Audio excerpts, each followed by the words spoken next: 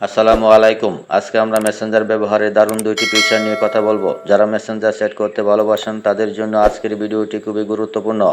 আমরা দেখাবো কিভাবে মেসেঞ্জার থিম পরিবর্তন করতে হয় এবং কুইক রিঅ্যাকশন সেট করতে হয়।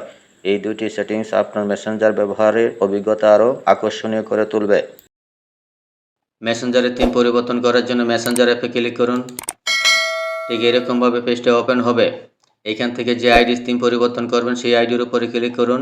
এখান থেকে উপরের দিকে খেয়াল করুন, এই আইডির উপরে ক্লিক করলাম। ঠিক এরকমভাবে ওপেন হবে। উপরের দিকে খেয়াল করুন আই বাটন, সেই অপশনে ক্লিক করুন। আবারও নিচের দিকে খেয়াল করুন কাস্টমাইজেশন, তার নিচে আছে থিম অপশনে ক্লিক করুন। এরকমভাবে একটি পপআপ চলে আসবে। এখানে অনেক ধরনের থিম দেখতে পাচ্ছেন। এখান থেকে যে কোনো একটি থিম চুজ করতে পারেন। আমি এই থিমটির উপরে ক্লিক করলাম। ঠিক এরকমভাবে ওপেন হবে। আমি যখন এখান থেকে টেক্সট পাঠাবো তখন টেক্সটের কালারটি থাকবে সাদা, ব্যাকগ্রাউন্ড থাকবে নীল। যদি এই থিমটি আপনার পছন্দ হয় তাহলে নিচের দিকে খেয়াল করুন, সিলেক্ট অপশনে ক্লিক করুন।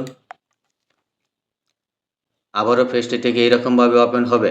একদম নিচের দিকে খেয়াল করুন, এইখানে একটি কুইক রিঅ্যাকশন ইমোজি দেওয়া আছে। এই ইমোজিটি পরিবর্তন করতে চাইলে আবারও উপরের দিকে খেয়াল করুন আই বাটনে ক্লিক করুন। নিচের দিকে খেয়াল করুন কুইক রিঅ্যাকশন, এই অপশনে ক্লিক করুন।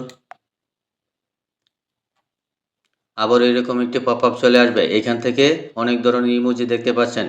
আপনি কুইক রিঅ্যাকশন হিসেবে যে ইমোজিটি সিলেকশন করতে চান সেটার উপরে ক্লিক করুন। আমি এখানে লাইকের উপরে ক্লিক করলাম।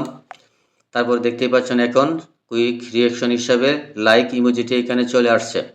এখন যদি আপনি টেক্সট মেসেজ করেন তাহলে আপনার ইন্টারফেসটা ঠিক এইরকম ইউনিক দেখাবে। আশা করি বুঝতে পারছেন কিভাবে মেসেঞ্জারের থিম পরিবর্তন করবেন এবং কুইক রিঅ্যাকশন সেট করবেন। ভিডিওটি ভালো লাগলে চ্যানেলটি সাবস্ক্রাইব করে পাশেই থাকবেন। ধন্যবাদ সবাইকে।